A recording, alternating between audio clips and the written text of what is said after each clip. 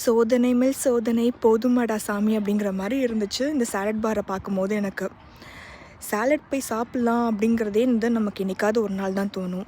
அப்படி போகும்போது எல்லாமே பச்சையாக வச்சுருந்தா எப்படிங்க சாப்பிட தோணும்?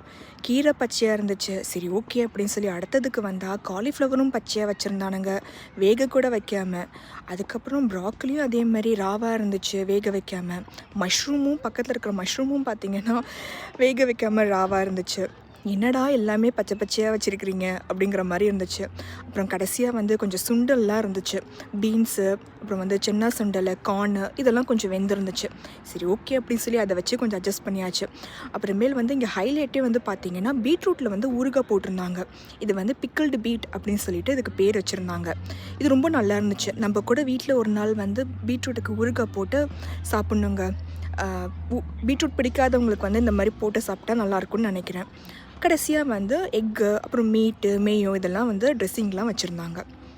ஸோ சாலடுன்னாலே நமக்கு ஒரே போராட்டமாக இருக்கும்.